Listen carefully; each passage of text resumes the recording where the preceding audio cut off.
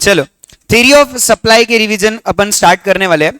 Theory of supply ये जो पूरा यूनिट है ये आपको पढ़ना है from the supplier point of view, है ना। एक सप्लायर एक मैन्युफैक्चरर के पॉइंट ऑफ व्यू से अपन क्या करने वाले, ये पूरा यूनिट देखने वाले, ठीक है, कि एक सप्लायर क्या सोचता है according to the changes in the prices. Market में जो प्राइसेस में चेंज आते हैं उसके अकॉर्डिंगली एक मैन्युफैक्चरर एक सप्लायर किस तरीके से रिएक्ट करता है, ये अपन बात करने वाले in the theory of supply, ठीक है।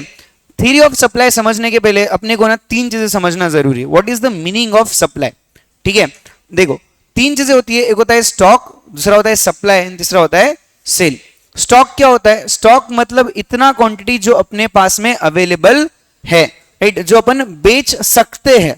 Okay, this is your stock, जो क्वांटिटी तुम्हारे पास में अवेलेबल है फॉर सेल, ठीक है। What is supply? Supply is कितना क्वांटिटी उसमें से तुम बेचना चाहते हो, राइट, ऑफरिंग टू सेल, कितना तुम बेचना चाहते हो उसको अपन क्या बोलेंगे? सप्लाई बोलेंगे। And what is sale? जितना क्वांटिटी एक्चुअली बिक गया उसको अपन क्या बोलते हैं? सेल बोलते हैं, राइट। यस, इसका एग्जांपल अपन ने अपने क्लास के साथ डिस्कस किया था कि अपने क्लास में 200 स्टूडेंट्स बैठने की कैपेसिटी है, तो अपना सप्लाई स्टॉक कितना है?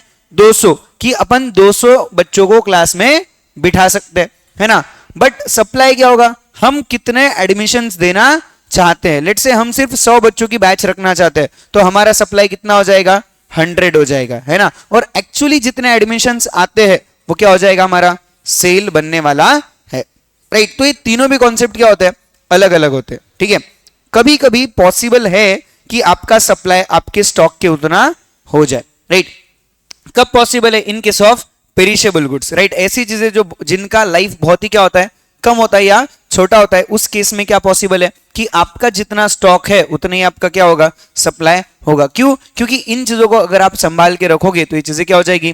खराब हो जाएगी, राइट। तो लोग क्या करते हैं? इनको विदाउट स्टॉक करते हुए पूरा ही क्या कर देते हैं? सप्लाई कर देते हैं, राइट। सप्लाई कितना हो सकता है? सप्लाई मैक्सिमम स्टॉक जितना है उतना ही हो सकता है। जितना आपके पास में स्टॉक है उतना ही आप बेच सकते हो, उससे ज्यादा बेच सकते हो क्या?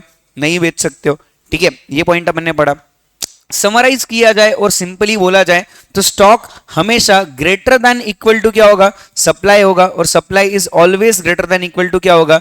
सेल होगा, राइट। आपके पास जितना स्टॉक है ही नहीं, आप उतना सप्लाई कर सकते हो क्या? नहीं। या फिर आप जितना सप्लाई ही नहीं करते हो आप उतना सेल कर सकते हो क्या?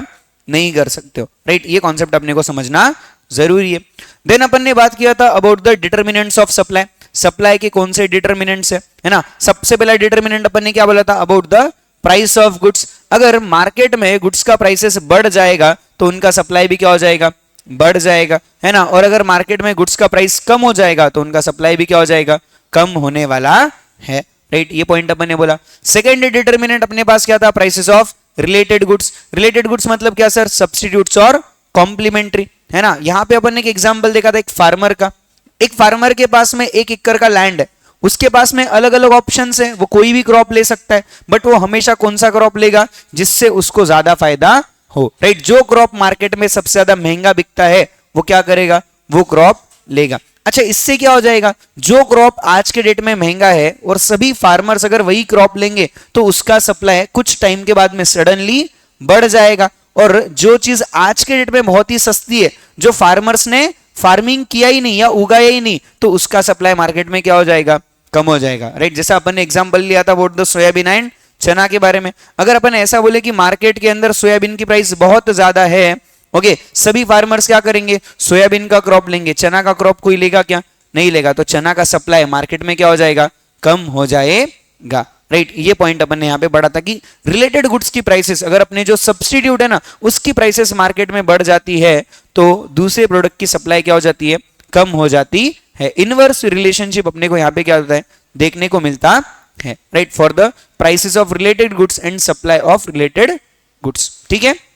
यस, थर्ड डिटर्मिनेंट अपन ने बोला था prices of factors of production, है ना। फैक्टर्स ऑफ प्रोडक्शन 4 होते हैं बोला। Land, labour, capital and entrepreneur. Land को देंगे रेंट, लेबर को देंगे वेजेस, कैपिटल पे देंगे इंटरेस्ट, और एंटरप्रेन्योर को मिलेगा प्रॉफिट, राइट। अगर ये जो अपने खर्चे हैं, राइट, जो अपने फैक्टर्स ऑफ प्रोडक्शन है, इनकी मार्केट में अगर प्राइसेस बढ़ जाए या फिर अपन इनका जो खर्चा है अगर वो खर्चा बढ़ जाए तो अपना सप्लाई क्या हो जाएगा? बोला कम हो जाएगा, बोला, राइट। और वही अगर इनका जो प्राइस है वो प्राइस कम हो जाए तो सप्लाई क्या हो जाएगा? बढ़ जाएगा। अच्छा, इसके पीछे लॉजिक क्या बोला था, अपने को किस पे ध्यान देना है, प्रॉफिट पे ध्यान देना है ना। अगर अपना फैक्टर्स ऑफ प्रोडक्शन की प्राइसेस बढ़ जाएगी तो प्रॉफिट कम हो जाएगा। जब अपने को मुनाफा कम दिखेगा तो अपन ज्यादा बिजनेस करने वाले क्या, नहीं करने वाले, राइट। वही अगर अपने को मुनाफा ज्यादा दिखता है तो अपन ज्यादा क्वांटिटी सेल करेंगे क्या, यस, अपन अपना सप्लाई बढ़ा देंगे। ये पॉइंट अपन ने यहाँ पे डिस्कस किया था। नेक्स्ट डिटरमिनेंट अपन ने बोला था स्टेट ऑफ टेक्नोलॉजी के बारे में। अगर टेक्नोलॉजी आप एडवांस यूज करते हो तो आपका सप्लाई भी क्या होगा, ज्यादा होगा। वही अगर आप आउटडेटेड या फिर बहुत ही पुरानी टेक्नोलॉजी यूज करते हो तो आपका सप्लाई कितना होगा, कम होता है, राइट। नेक्स्ट पॉइंट अपन ने बोला था अबाउट द गवर्नमेंट पॉलिसीज के बारे में। अगर समझो गवर्नमेंट जो इनडायरेक्ट टैक्स की अगर मैं बात करता हूं कि गवर्नमेंट टैक्सेशंस को बढ़ा देती है, टैक्स बढ़ाने से मार्केट में प्रोडक्ट का प्राइस क्या हो जाता है, बढ़ जाता है ना। तो अपन देखो अभी यहां पे अगर मैं ऐसा बोलूं कि टैक्स बढ़ रहा है लेकिन प्रोडक्ट का मार्केट प्राइस बढ़ रहा है क्या, नहीं बढ़ रहा है, सिर्फ और सिर्फ क्या बढ़ा, टैक्स बढ़ा, अपने को जो प्रोडक्ट है वो उतने में ही बेचना पड़ रहा है। लेट से अपन एग्जांपल लेते हैं पार्ले बिस्किट का, ठीक है। पार्ले बिस्किट लेट से कितने मिल रहा है, 5 रुपए या 10 रुपए में मिलता है। अच्छा, इसके ऊपर डबल से टैक्स लेस लगते हैं क्या, नहीं लगते, it is inclusive of taxes. मतलब अगर समझो जीएसटी का रेट इस पे बढ़ जाएगा तो जो कंट्रीब्यूशन अपने सप्लायर को मिलना है वो क्या हो जाता है, कम हो जाता है, क्योंकि 5 रुपए में टैक्स भी आएगा और सप्लायर का पैसा भी आ जाएगा क्या, यस और नो, यस। अगर टैक्स बढ़ जाएगा तो सप्लायर का कंट्रीब्यूशन कम हो जाएगा, क्योंकि टैक्स तो कंपलसरी देना ही पड़ेगा। सप्लायर को पैसा कम मिलेगा तो वो ज्यादा क्वांटिटी बेचने की कोशिश करेगा क्या, नहीं करेगा। वही अगर गवर्नमेंट टैक्स कम कर दे तो कंट्रीब्यूशन किसका ज्यादा हो जाएगा, सप्लायर का ज्यादा हो जाएगा, उसको पैसा ज्यादा मिलेगा तो सप्लाई भी कितना करेगा, ज्यादा करने वाला है, राइट। यहाँ पे इनडायरेक्ट टैक्सेस के परव्यू से अपन इसको बात कर रहे हैं। ओके, नेक्स्ट पॉइंट अपन ने बोला था अबाउट द सब्सिडीज। अगर मार्केट में जो भी प्रोडक्ट अपन बेच रहे उसकी सब्सिडी गवर्नमेंट ज्यादा देगा तो उसका सप्लाई भी कितना होगा, ज्यादा होगा, क्योंकि सब्सिडी से कॉस्ट रिड्यूस हो जाती है। कॉस्ट रिड्यूस होना इसका मतलब प्रॉफिट क्या हो जाना, बढ़ जाना, तो प्रॉफिट ज्यादा तो सप्लाई भी ज्यादा। वही अगर सब्सिडीज गवर्नमेंट हटा देगी तो चीजें कैसी हो जाती है, महंगी हो जाती है, कॉस्ट बढ़ गया, कॉस्ट बढ़ गया तो सप्लाई भी कितना हो जाएगा, कम हो जाएगा, राइट। ये पॉइंट अपन ने डिस्कस किया है। नेक्स्ट अपन ने बोला था about the nature of competition and size of industry. अगर मार्केट के अंदर बहुत सारा कंपटीशन अवेलेबल है तो सप्लाई कैसा होगा, बोला ज्यादा होगा, और वही अगर कंपटीशन नहीं है तो सप्लाई कितना हो जाएगा, कम हो जाएगा, राइट। जिस भी इंडस्ट्री में अपन डील करते हो इंडस्ट्री बहुत बड़ा है तो सप्लाई कैसा होगा, ज्यादा होगा। वही अगर इंडस्ट्री बहुत ही छोटा है तो सप्लाई कैसा होगा, कम हो जाएगा, राइट। ये सभी पॉइंट्स ये डिटर्मिनेंट्स है। सर सिर्फ इतने ही है क्या, नहीं, और कई सारे डिटर्मिनेंट्स हो सकते हैं जो सप्लाई को क्या करते हैं, डिटरमाइन करते हैं। जैसा अपन ने बोला था वेदर कंडीशंस है, अगर फेवरेबल वेदर कंडीशंस होगी तो सप्लाई ज्यादा होगा, अगर वेदर कंडीशंस फेवरेबल नहीं है तो सप्लाई भी क्या हो जाएगा, रिड्यूस होने वाला है, राइट। तो एन नंबर ऑफ फैक्टर्स पे अपना सप्लाई क्या करता है, डिपेंड करता है। ओके, चलो नेक्स्ट पॉइंट अपन ने पढ़ा था about the law of supply. Law of supply अपने को किसने बताया है, प्रोफेसर अल्फ्रेड मार्शल ने बताया। अल्फ्रेड मार्शल ने अपने लॉ में हमेशा एक चीज कॉमन रखी हो, क्या है, other things being constant, right. Law का जो इन्होंने स्टेटमेंट दिया सबसे पहले ये लोग क्या बोलते हैं, ceteris paribus other things being constant, right. सिर्फ किसको बदलना है, प्राइस को बदलना है। अगर चीजों की प्राइसेस बढ़ जाएगी तो उनका क्वांटिटी सप्लाइड जो है वो क्या हो जाएगा, बढ़ जाएगा। वही अगर चीजों की प्राइसेस कम हो जाएगी तो उनका क्वांटिटी सप्लाइड क्या हो जाएगा, कम होने वाला है, राइट। यहां पे इनका बोलना क्या है कि प्राइसेस के और सप्लाई के बीच में कैसा रिलेशनशिप है, डायरेक्ट रिलेशनशिप है, राइट। अगर मार्केट में चीजों की प्राइसेस बढ़ जाएगी उनका सप्लाई भी बढ़ जाएगा, प्राइसेस कम हो गई तो सप्लाई भी क्या हो जाएगा, कम होने वाला है, राइट। डायरेक्ट रिलेशनशिप होता है in case of price and quantity supplied, इनके बीच में, है ना। जब दो इकोनॉमिक वेरिएबल्स के बीच में डायरेक्ट रिलेशनशिप होता है तो अपना जो ग्राफ बनता है कैसा बनता है, अपवर्ड स्लोपिंग बनता है, यस। तो यहां पे अपना जो सप्लाई कर्व बनेगा वो कैसा बनेगा,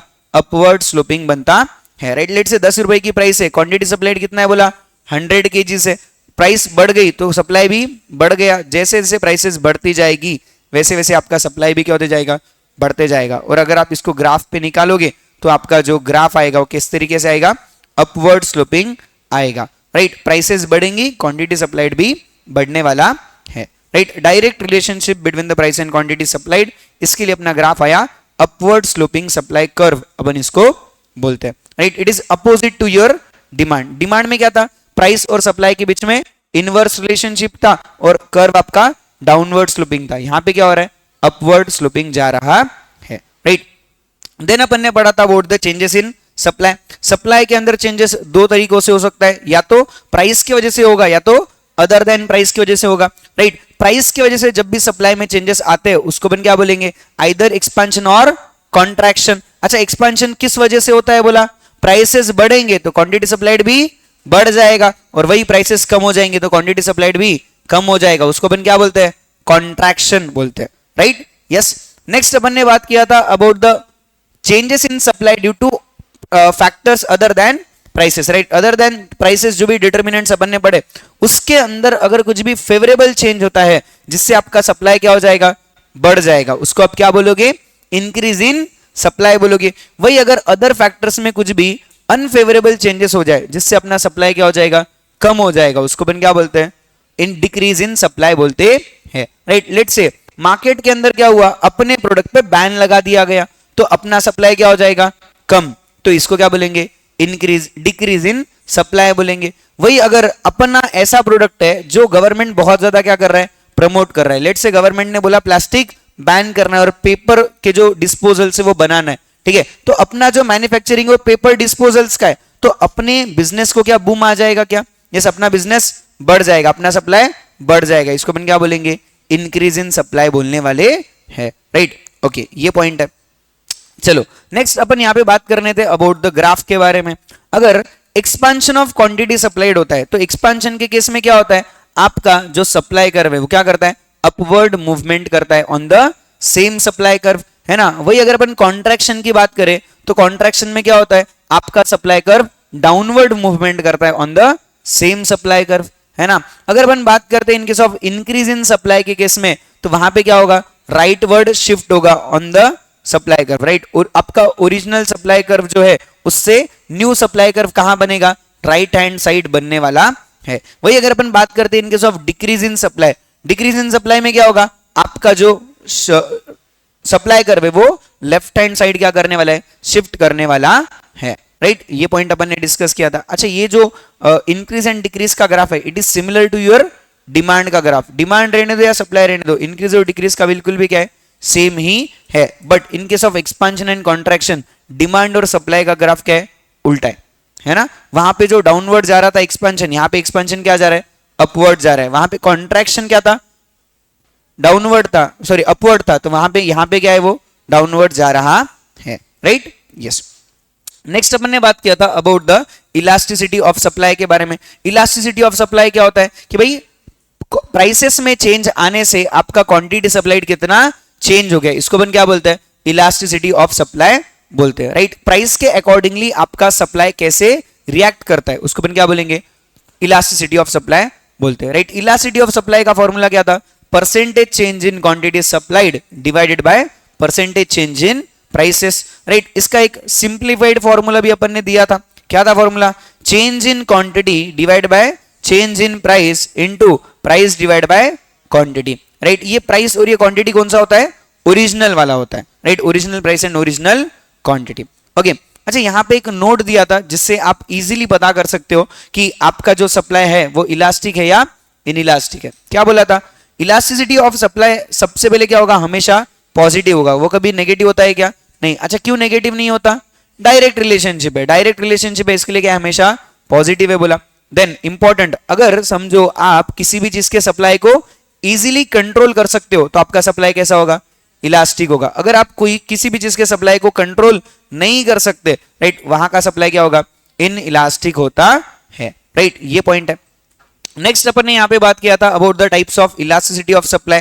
5 टाइप्स होते हैं इलास्टिसिटी ऑफ सप्लाई के। फर्स्ट क्या था, perfectly inelastic supply. Perfectly inelastic है, इसका मतलब क्या है, प्राइस चेंज होने पर भी क्वांटिटी सप्लाइड बदलने वाला है क्या, नहीं बदलना है, राइट। प्राइसेस बढ़ने दो या कम होने दो, quantity supplied remains the same, constant ही रहेगा, राइट। उसको अपन क्या बोलते हैं, परफेक्टली इनइलास्टिक सप्लाई बोलते हैं। यहां पे आपका जो सप्लाई कर्व बनेगा कैसा बनेगा, it is vertical supply curve which is parallel to y axis, right. यहां पे आपका इलास्टिसिटी ऑफ सप्लाई कितना आएगा, 0 आने वाला है, राइट। ये कहां पे पॉसिबल हो सकता है बोला था, जो भी रेयर गुड्स है वहां पे पॉसिबल है, या फिर लैंड के केस में क्या है पॉसिबल होता है, राइट। प्राइसेस ज्यादा मिल रही है बोल के आप लैंड का सप्लाई बढ़ा सकते हैं क्या, नहीं बढ़ा सकते, या फिर लेट से बहुत ज्यादा प्राइस कोई देने को तैयार है, इसके लिए आप रेयर गुड्स के क्वांटिटी भी चेंज कर सकते क्या?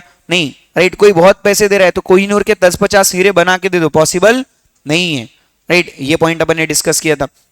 नेक्स्ट अपन बात करते हैं about the perfectly elastic supply. Perfectly elastic supply में क्या होता है, प्राइसेस कांस्टेंट है लेकिन क्वांटिटी सप्लाइड क्या होता है, या तो बढ़ जाता है या तो कम हो जाता है। इसको अपन क्या बोलते हैं, perfectly elastic supply, right. When there is no और minor change in price but still आपका क्वांटिटी सप्लाइड क्या होता है, या तो बढ़ जाता है या तो कम हो जाता है, right. That is perfectly elastic supply. यहां पे आपका जो सप्लाई कर्व बनेगा कैसा बनेगा, हॉरिजॉन्टल सप्लाई कर्व बनता है, राइट। और ये सप्लाई कर्व कैसा होगा, पैरेलल टू एक्स एक्सिस होता है। और आपका यहाँ पे इलास्टिसिटी ऑफ सप्लाई कितना होगा, इंफिनिटी होता है, राइट। ये कुछ पॉइंट्स है जो बेसिक एमसीक्यू में तुमको पूछे जा सकता है। Next is relatively less elastic supply. Relatively less elastic supply में क्या होता है, जितना चेंज आपके प्राइस में आएगा उससे कम चेंज किसमें दिखाई देगा, आपको क्वांटिटी सप्लाइड में दिखाई देगा। यानी कि percentage change in price is greater than percentage change in quantity supplied, या फिर ऐसा भी बोल सकते हो percentage change in quantity supplied is less than percentage change in price, है ना। तो यहां पे क्या होता है, यहां पे आपका जो सप्लाई कर्व आएगा वो कैसा आएगा, नैरो और स्टीपर सप्लाई कर्व अपने को यहां पे दिखाई देता है। एंड यहां पे आपका सप्लाई इलास्टिसिटी ऑफ सप्लाई कितना होता है, लेस देन 1 होता है। यस, नहीं, ये कब पॉसिबल है, ये पॉसिबल है in case of your short run. Short run में आप चीजों का सप्लाई ज्यादा बदल सकते हो क्या, प्राइस के अकॉर्डिंगली नहीं बदल सकते, तो वहां पे आपका इलास्टिसिटी कितना होता है, कम होता है, लेस देन 1 होता है, ठीक है। नेक्स्ट इसका अपोजिट होता है, it is relatively greater elastic supply, है ना। जहां पे क्या होता है, जितना चेंज आपके प्राइस में आएगा उससे ज्यादा चेंज किसमें दिखाई देगा, क्वांटिटी सप्लाइड में दिखाई देता है ना। यहां पे क्या बोल सकते हैं, percentage change in quantity supplied is greater than percentage change in price, है ना। यहां पे आपका जो सप्लाई कर्व आएगा कैसा आएगा, फ्लैटर सप्लाई कर्व आपको दिखाई देता है। ओके, यहां पे आपका इलास्टिसिटी ऑफ सप्लाई कितना होगा, ग्रेटर देन 1 होता है। ओके, कहां पॉसिबल है बोला सर, लॉन्ग रन में। लॉन्ग रन में आप चीजों का सप्लाई क्या कर सकते हो, बदल सकते हो, तो वहां पे ये सिचुएशन आपको दिखाई देने वाली है, ठीक है। एंड लास्ट टाइप अपन ने यहां पे पढ़ा था about the unitary elastic supply. Unitary elastic supply क्या बोलता है, जितना चेंज आपके प्राइस में आएगा उतना ही सेम चेंज कहां पे दिखाई देगा, आपको क्वांटिटी सप्लाइड में दिखाई देगा। यानी कि परसेंटेज चेंज और proportionate change in quantity supplied is equal to proportionate change in your price, right. यहां पे आपका जो सप्लाई कर्व आएगा बिल्कुल भी कैसा आएगा, ओरिजिन से स्टार्ट होता है और जो भी आपका एंगल है उसको क्या करेगा, 2 इक्वल पार्ट्स में डिवाइड करता है, राइट। ओरिजिन से हमेशा ये सप्लाई कर्व स्टार्ट होगा और दोनों को भी इक्वल पार्ट्स में डिवाइड करेगा, ऐसा अपन बोल सकते हैं, ठीक है। और ये जो सप्लाई कर्व है यहां पे आपका इलास्टिसिटी कितना होगा, equal to 1, right. Elasticity of supply में कितना होता है, इक्वल टू 1 होता है। अच्छा, अगर समझो कभी भी ऐसा सवाल आए कि एक सप्लाई कर्व है जो ओरिजिन से निकलता है, तो वहां पे आप क्या बोलोगे कि उसका इलास्टिसिटी कितना है, ऐसा तुमको पूछा जाए तो क्या होगा, हमेशा इक्वल टू 1 होगा, राइट। कभी भी अगर ओरिजिन से कोई सप्लाई कर्व निकलता है तो उसका इलास्टिसिटी हमेशा कितना होगा, 1 होने वाला है, राइट। चलो नेक्स्ट पॉइंट अपन ने बात किया था about the measurement of elasticity of supply. 3 methods अपन यहाँ पे डिस्कस करते हैं about the measurement of elasticity of supply. First method था तुम्हारा परसेंटेज मेथड के बारे में, है ना। फॉर्मूला क्या था, change in quantity divide by change in price into price divide by quantity, या फिर percentage change in quantity supplied divide by percentage change in price. Okay, वैसा करो तो भी आपका आंसर निकल जाएगा। This is your first method. Second method जो है उसको अपन क्या बोलते हैं, डेरिवेटिव मेथड बोलते हैं, ठीक है। डेरिवेटिव मेथड के अंदर फॉर्मूला क्या है, dq by dp into price divide by quantity. यहां पे क्या होता है, यहां पे ना आपको एक क्वांटिटी का इक्वेशन दिया जाएगा जिसमें प्राइस आपको पता नहीं है, वो आपको बोल देंगे कि प्राइस कुछ तो भी एक नंबर है और आपको क्या करना है, इलास्टिसिटी फाइंड आउट करना है। तो फर्स्ट आपको क्या करना है, जो प्राइस गिवन है वो प्राइस यहां पे पुट करके क्वांटिटी सप्लाइड पता करना है, ठीक है। देन उसके बाद में आपको आपके मन से कोई भी एक नंबर अज्यूम करना है एज अ प्राइस, और वो प्राइस आपको क्या करना है, इस इक्वेशन में पुट करना है। देन आपको क्या मिल जाएगा, ये रहा आपका ओल्ड क्वांटिटी, इस इक्वेशन को सॉल्व करके जो मिला होगा ओल्ड प्राइस, ओल्ड क्वांटिटी रहेगा। देन नया जो भी आपने प्राइस अज्यूम किया वो आपका क्या हो गया, न्यू प्राइस, और उसको अज्यूम करके जो क्वांटिटी मिलता है वो क्या है, न्यू क्वांटिटी। तो ये दोनों भी प्राइस और क्वांटिटी को यूज आपको कहां करना है, आपके फर्स्ट मेथड के फॉर्मूले में करना है, और आपको क्या मिल जाएगा, इलास्टिसिटी ऑफ सप्लाई मिल जाएगा from method number 2, that is your derivative method. ठीक है, थर्ड मेथड जो आईसीआई बहुत ज्यादा पसंद करती है दैट इज आर्क इलास्टिसिटी, है ना। आर्क इलास्टिसिटी के अंदर कैसे निकालेंगे sir, Q2 minus Q1 divide by P2 minus P1 into P1 plus P2 divide by Q1 plus Q2, right. आपको क्या करना है, बस आपको जो है जहां पे आप सिर्फ ओरिजिनल क्वांटिटी या ओरिजिनल प्राइस लिया करते थे वहां पे आपको average of quantity and price लेना है। अभी एवरेज लेते तो 2 क्या हो जाता है, यहाँ पे कट हो जाता है, तो क्या बचता है आपके पास, प्राइस का सम और क्वांटिटी का सम, दोनों भी आपको यहाँ पे कंसीडर करना है at the place of original price and original quantity, right. ये अपने को यहाँ पे लेना है। क्यों ऐसा बोला इन्होंने, क्योंकि इनका मानना है कि अगर आप सिर्फ ओरिजिनल को बेस पकड़ते हो तो ये बिल्कुल भी क्या है, गलत है। आपको क्या करना चाहिए, ओरिजिनल एंड न्यू दोनों का क्या करना चाहिए, सम करके एवरेज को बेस अज्यूम करना चाहिए फॉर द कैलकुलेशन, ये ऐसा इनका मानना है, राइट। सो आपको हमेशा क्वेश्चन में अगर कुछ भी नहीं बोला है तो क्या करना है, आर्क इलास्टिसिटी मेथड को फॉलो करना है, राइट। अगर आर्क से आंसर गलत आता है तब जाके आप क्या करोगे,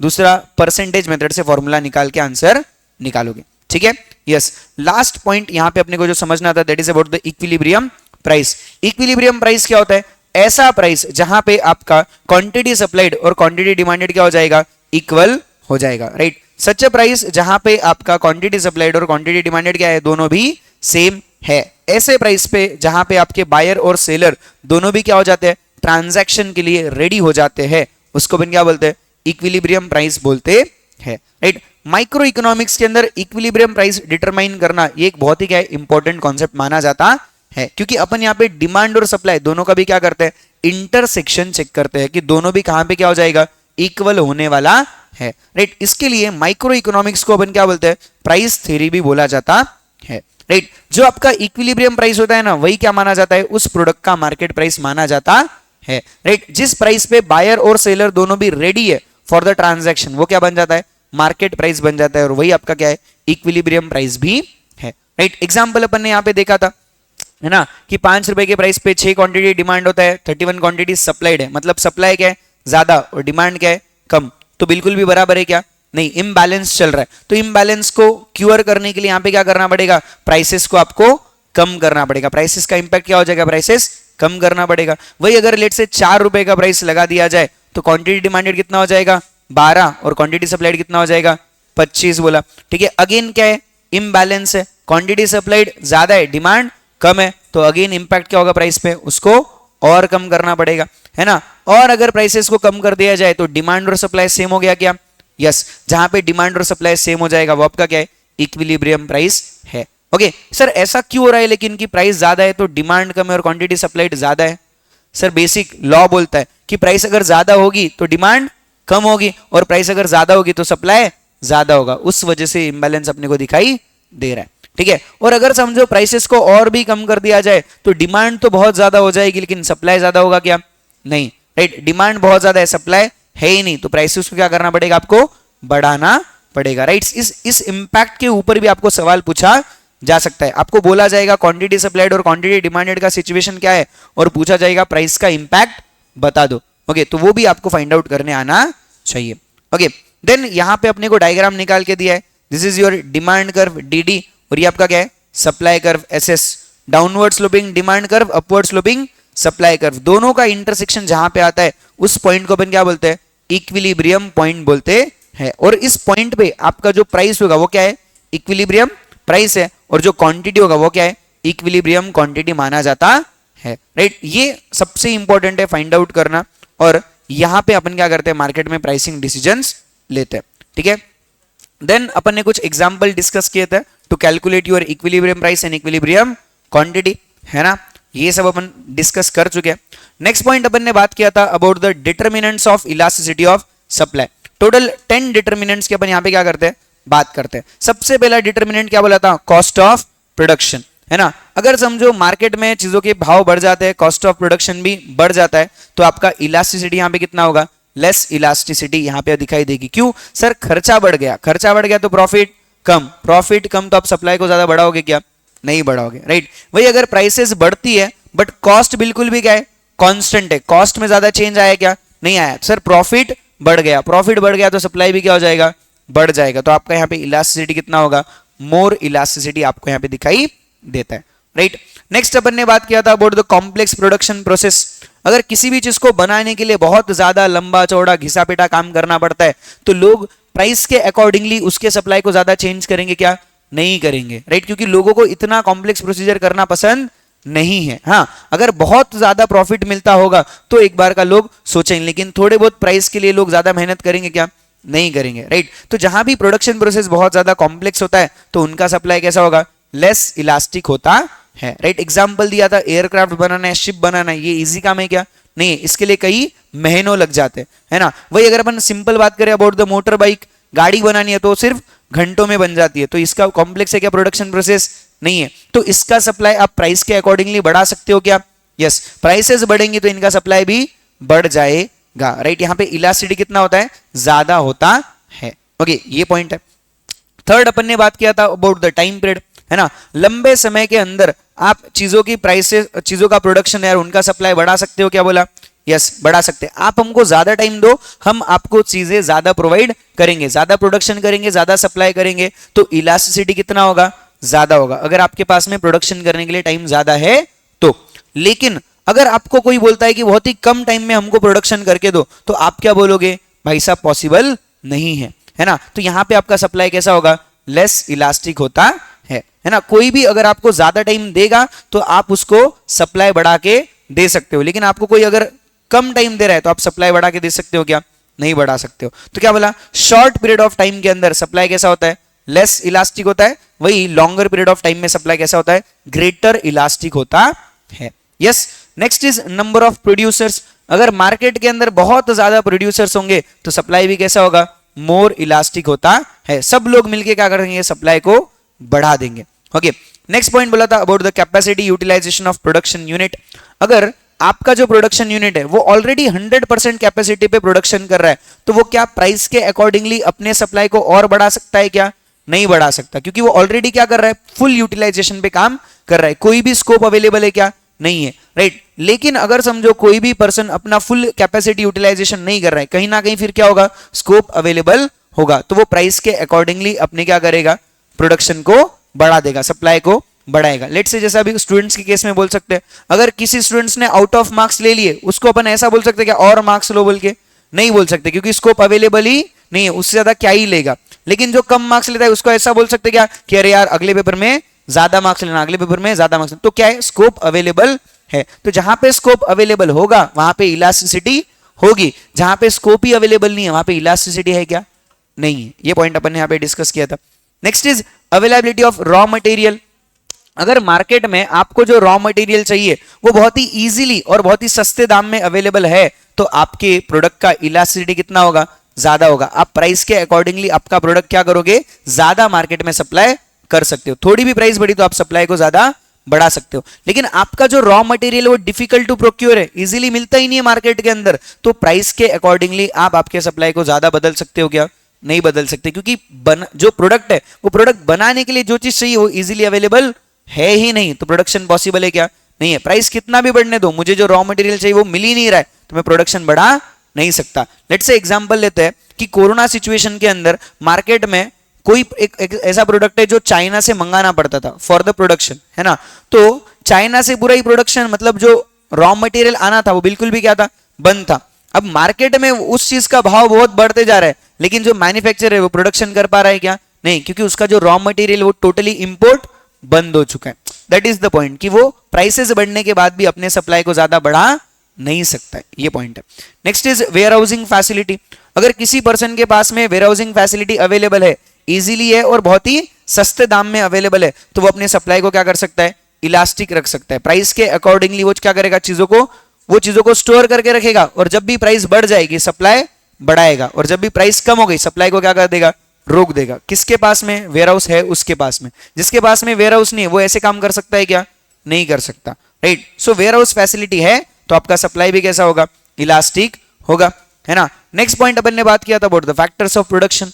अभी जो भी चीजें आपको चाहिए फॉर द प्रोडक्शन के लिए वो बहुत ज्यादा कॉमनली अवेलेबल है, इजीली आप उसका सप्लाई बढ़ा सकते हो या उसको आप किसी और से सब्स्टिट्यूट भी कर सकते हो, तो आपका सप्लाई कैसा होगा? मोर इलास्टिक होगा। वही अगर आपको जो चीज चाहिए, जो आपका फैक्टर्स ऑफ प्रोडक्शन है, उसका सप्लाई मार्केट में क्या है? बहुत ज्यादा शॉर्ट है, या फिर उसका डिलीवरी मिलने में आपको बहुत ज्यादा क्या लग रहा है, समय लगता है ना, 10-15 दिन, आज ऑर्डर दोगे 15-20 दिन के बाद में उसका डिलीवरी मिलेगा, फिर आप प्रोडक्शन करोगे, फिर आप मार्केट में बेचोगे, तब तक प्राइसेस क्या हो जाएगी, चेंज हो जाएगी, राइट। तो यहां पे आपका जो सप्लाई है कैसा होगा, लेस इलास्टिक होता है, right. Next point is frequency of production. कोई चीज अगर आप बहुत कंटिन्यूअसली प्रोडक्शन कर रहे हो तो आप चीजों के सप्लाई को क्या कर सकते हो, चेंज कर सकते हो। जिस भी चीज का आपको ऑर्डर आएगा या फिर जो भी चीज आपको ज्यादा पैसा कमा के देगी ना, आप उसके प्रोडक्शन में क्या करोगे, चीजों को लगा दोगे, है ना। जैसा अपन ने बोला था कि अपने पास प्रिंटिंग प्रेस है, तो अपने को ज्यादा पैसे जिस चीज में मिलते हैं अपन उस चीज का क्या करेंगे, प्रिंटिंग करेंगे, है ना। अगर मुझे मैगजीन से ज्यादा पैसा मिलेगा मैं वो प्रिंट करूंगा, अगर मुझे ग्रीटिंग कार्ड से मिलेगा तो मैं वो प्रिंट करूंगा। तो मैं अपने सप्लाई को क्या कर सकता हूं, चेंज कर सकता हूं, क्योंकि मेरे पास प्रोडक्शन क्या है, कंटिन्यूअसली चालू है ना। फार्मर जो है अपने वेजिटेबल्स मतलब जो फार्मिंग है उसके अंदर क्या कर सकता है, स्विच कर सकता है। जो भी वेजिटेबल मार्केट में ज्यादा महंगा बिकता है वो क्या करेगा, उसकी फार्मिंग कर लेगा। ओके वही अगर इनफ्रीक्वेंटली प्रोडक्शन अगर चलता है आपका, कभी कभी जैसा लोगों का ऑर्डर आता है उसके हिसाब से आप प्रोडक्शन करते हो, तो आपका सप्लाई कैसा होगा, लेस इलास्टिक होगा। आप प्राइस के अकॉर्डिंगली आपके सप्लाई को ज्यादा चेंज कर सकते हो क्या, नहीं कर सकते हो, राइट। दिस कस्टमाइज प्रोडक्ट के केस में ये केस अपने को दिखाई देता है। एंड लास्ट पॉइंट अपन ने बात किया था about the expectations about future prices. अगर कोई भी पर्सन ऐसा सोचता है, कोई भी सप्लायर अगर ऐसा सोचता है कि कल को जाके चीजें क्या हो जाएंगी, महंगी हो जाएंगी, कल को मैं चीजों को महंगा बेच सकता हूं, तो आज वो अपने सप्लाई को क्या कर देगा, कम कर देगा। तो यहां पे सप्लाई कैसा है, लेस इलास्टिक हो जाता है ना। और अगर समझो अपने को ऐसा लगता है कि कल को जाके चीजों के भाव और कम होने वाले, अभी भी कम हो रहे और भी क्या हो जाएंगे, कम हो जाएंगे, तो अपन क्या करेंगे, अपना सप्लाई बढ़ा देंगे। मोर इलास्टिक अपन होते हैं इस सिचुएशन के अंदर, right. So these are 10 determinants of your elasticity of supply. And यहां पे आपका जो थ्योरी ऑफ सप्लाई का यूनिट है वो क्या हो जाता है, खत्म हो जाता है, और यहां पे आपका चैप्टर नंबर 2 भी एंड होता है, ठीक है। यस मिलेंगे आपको अगले रिवीजन वीडियो के अंदर।